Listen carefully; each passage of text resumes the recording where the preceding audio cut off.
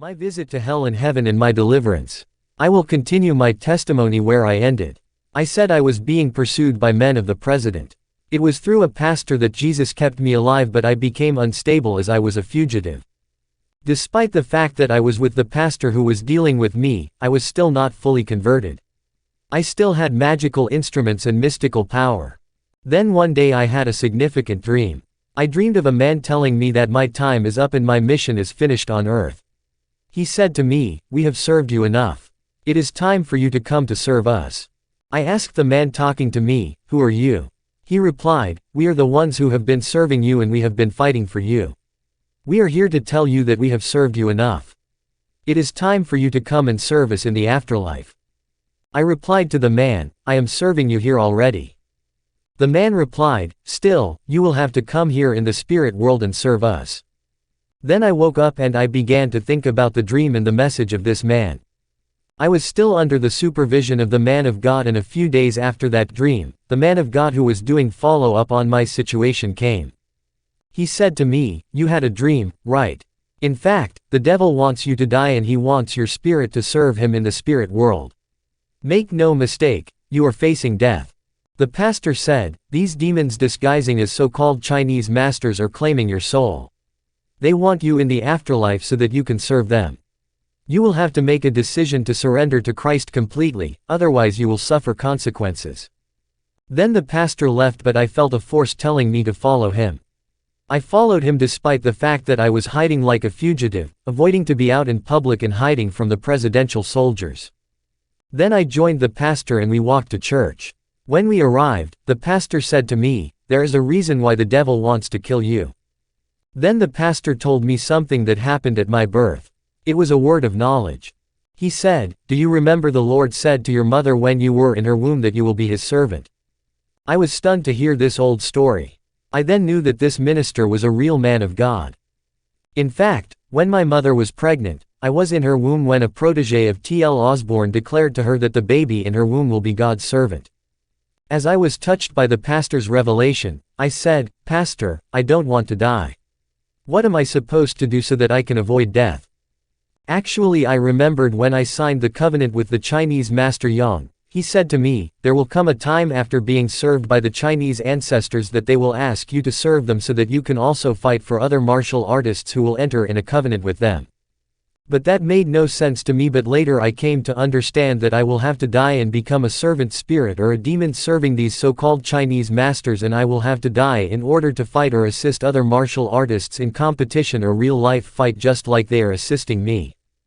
After reflecting, I decided to abandon Chinese occultism. The pastor said, "You have to disclose everything and get rid of all the instruments that you got from Master Yang." Then I took the time to explain to the pastor how I signed the agreement with the Chinese Master Yang and how I got initiated. And how he gave me a calabash that is kept by my mother, and how the Chinese ancient masters walk with me wherever I go and how they fight and protect me. The pastor asked me to bring that mystical calabash, but no one was supposed to touch it except my mother. When I brought the calabash of power to the church, I told the pastor not to touch it, otherwise the Chinese masters will show up here and they will brutalize and beat him. I said, "Only I and my mother are allowed to touch it."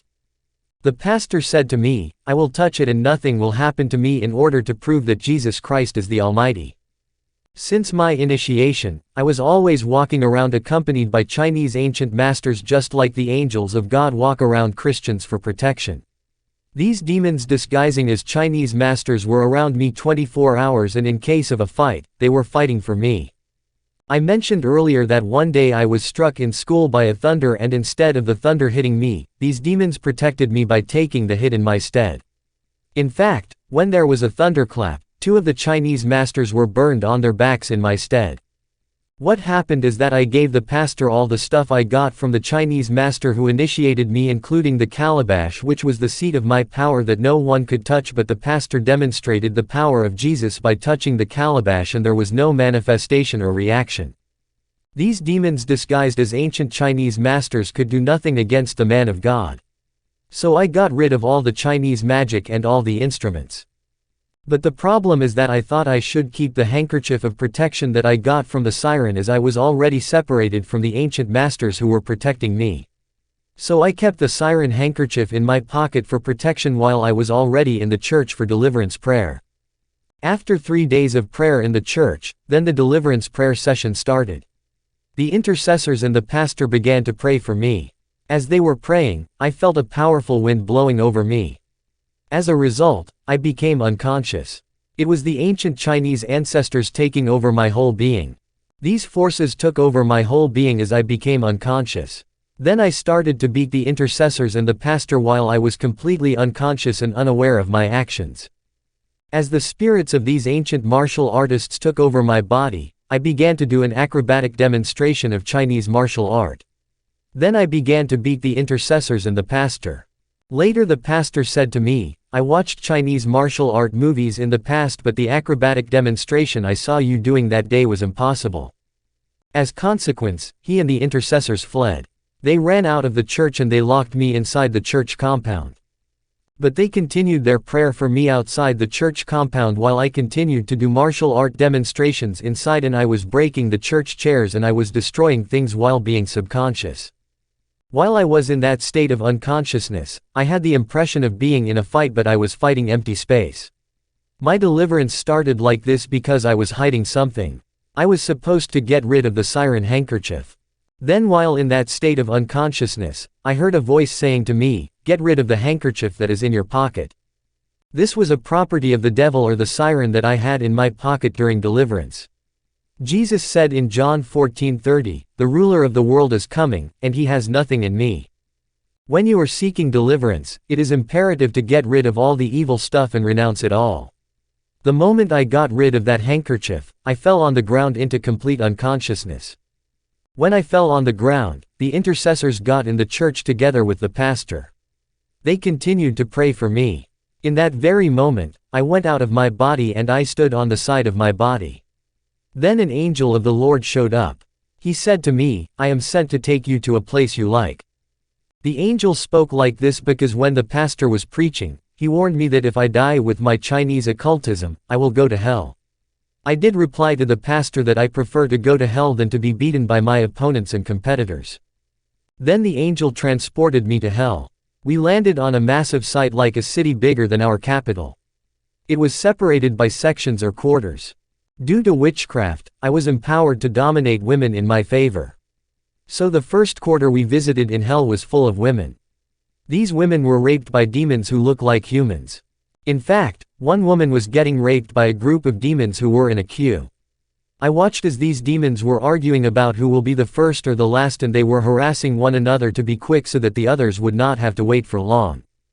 But the genital organs of these robust demons were massively disproportionate in these women. Some of them were bleeding and they were exhausted, but these demons would not let them rest. I asked the angel, "Why are these demons tormenting these women?" The angel told me, "These women resorted to magic in order to seduce and dominate men who were wealthy in order to exploit them." The angel told me that the control and manipulation of wealthy men were made possible by servant demons, and they are the ones raping these women that they used to serve on earth. Let me tell you, when you see a woman having sex with a long line of men in a pornographic movie, it is just a picture of what I saw in hell. I saw demons in line raping one woman who is already exhausted and even bleeding. The devil is showing what will happen to people who are in sexual immorality in hell. Today there are churches celebrating homosexual marriages. The Bible says, when you see the abomination of desolation in the holy place, be careful.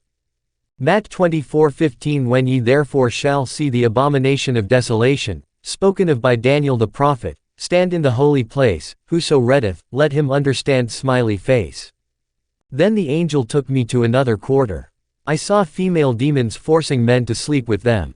These sirens were really huge, and when these men were tired even for 1 minute, the female demons were complaining, forcing the men to continue. I saw behind these men, demons holding whips, and every time these men were tired, the demons were whipping them and forcing them to continue.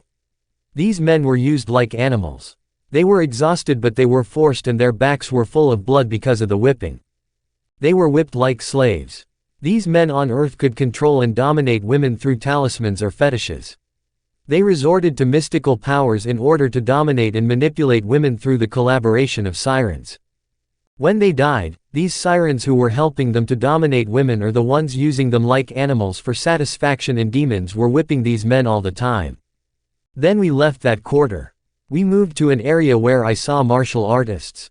I saw people who were boxers and they resorted to talismans and occultism to win matches. I saw a martial artist that I knew, a boxer. He was held by 2 demons and 1 demon was boxing him. These demons were more muscular than American boxers or wrestlers.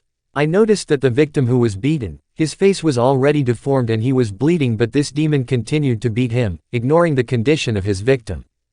Then I asked the angel, why are they beating people who are already down and bleeding? The angel said, there is no mercy here. In some of my combat, the demons' so-called ancient Chinese masters were the ones fighting for me and they were the ones taking the hit and the pain in my stead. This is what happens with boxers and wrestlers in martial arts combat. When a competitor has a talisman or a fetish, the demons who fight for him and take his pain are the ones who will be torturing him in the afterlife as payback. These martial artists were tortured by demons who fought for them during competitions and real fights. These demons had to endure their pains because they were their servants, but when they died, these very demons who were their servants were paying them the suffering they took for them. When we moved to the quarter of the wrestlers, it was even worse. Demons of wrestling were torturing former wrestlers without pity. It is like you are fighting with a competitor who is down and out but you continue to inflict pain on him. I saw these wrestlers. Some had their legs and hands broken but demons continued to beat them. I saw martial artists being subdued by demons of the martial arts breaking their legs and hands. I was horrified and in terror. I never saw such terror and such suffering and violence before and I began to tremble in terror. The angel said to me, this is the place you prefer to come. We still have places to visit, so calm down. Then we went to the quarter of musicians. I saw they were forced to play music with the injunction not to stop, otherwise they would be tortured.